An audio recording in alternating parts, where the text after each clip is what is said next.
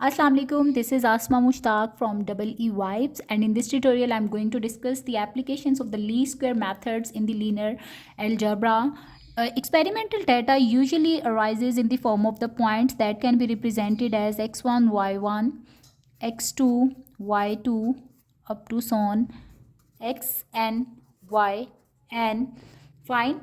And the task of the scientist or the mathematician is to develop a formula. So what kind of the formula should be here that can actually correlate the relation between these data points, or how these data points are being generated.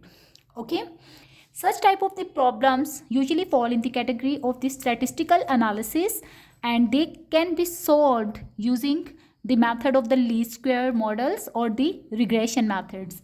All right.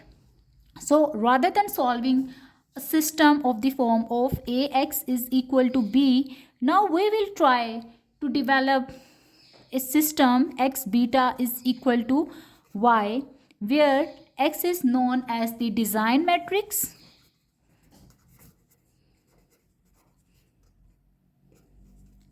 where beta is called the parameter vector,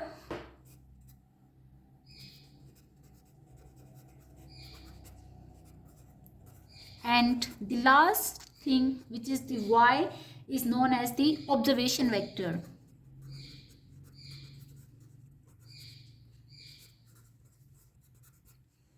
All right. The simplest way to identify the relation between any two variables is to use a linear model. So we preferably use a linear model for predicting or understanding the behavior, how two variables are correlated. Why? Because this is the easiest model for predicting the values, and we can simply identify how these variables x and y are correlated using a straight line. All right. So assuming that this is the x-axis and this is the y-axis, and the data points are scattered or plotted that way. Fine. Let me call them P1, P2, this is P3, and here we have P4, and the last point is the P5. All right. Now we will try to model these data points, or we will try to predict the behavior of these data points by using a straight line. So the straight line model is chosen for predicting the values of these variables. So considering the fact that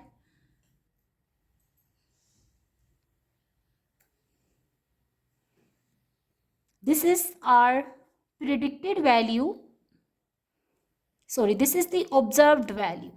So this is the observed value of y. Let me call it y1. So this is the observed value that you will determine experimentally. Fine. And then corresponding to the value of x. So if this is x1, this was the original value of y1, but our model is giving us the predicted value of y1 like that. Fine. And the difference between the predicted value and the observed value is known as the residual.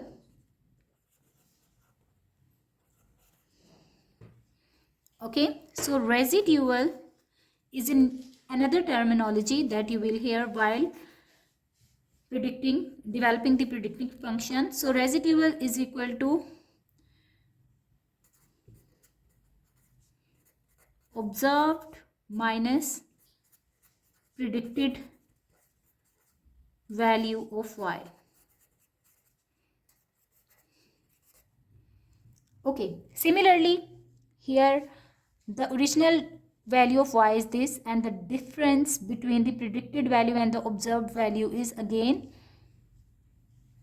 residual. And same here, the residual is negative, while here the residual is positive, and similarly here the residual is again positive, and Here the residual is positive and here it is negative.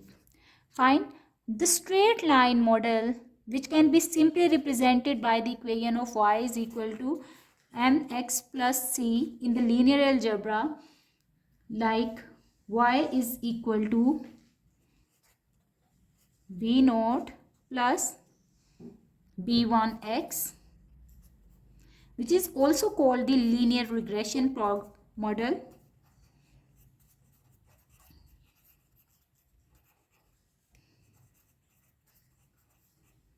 Fine. And there are several ways to measure how close the line is to the data. Okay, the one way is to add the squares of the residuals. Fine. So what we will do, I will add the squares of the residuals. So if I represent the first residual as r1, then its square will be r1 square. Similarly, this residual can be represented by r2. This is r1, then this is r3, r4 and r5. So r1 square, r2 square, r3 square plus r4 square and then plus r5 square. And we will try to minimize it. Okay, so we have to minimize these values in order to find the best fit. That's why this is called the linear regression problem, and the coefficients b naught and b1 are called the regression coefficients. So b naught and b1 are named as the regression coefficients.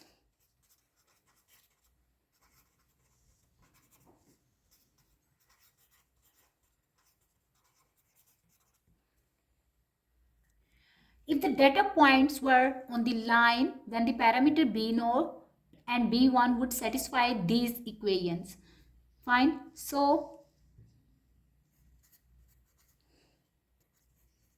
predicted value of y while the given observed value of y with the given points can be correlated if y1 is the original value. Fine. And the model that will predict the value for the given point x1 and y1, it will be equal to b0 plus b1 x1. Similarly, y2 will be equal to b0 plus b1 x2. And if we extend it for n points, we will have the nth predicted and observed value correlated with this formula.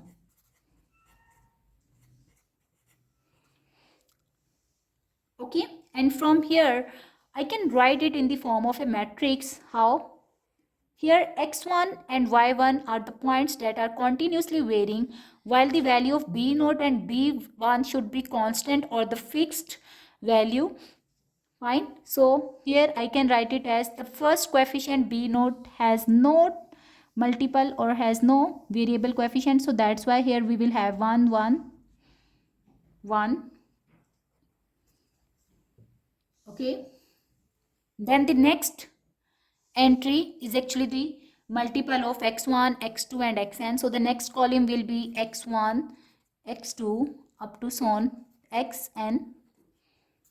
Alright. And the coefficients are b0 and b1, b0 and b1, which should be equal to the predicted values or the observed values, because these are the predicted values and these are the observed values, which is equal to y1, y2 up to so on yn. And hence we can write it as x times of beta is equal to y. So this is the linear regression model. Okay. And our task is to determine this beta vector. So in the next lecture, I am going to give an example how to use the linear regression concept and how to use the least squares in order to find the linear regression problem. Thank you for watching.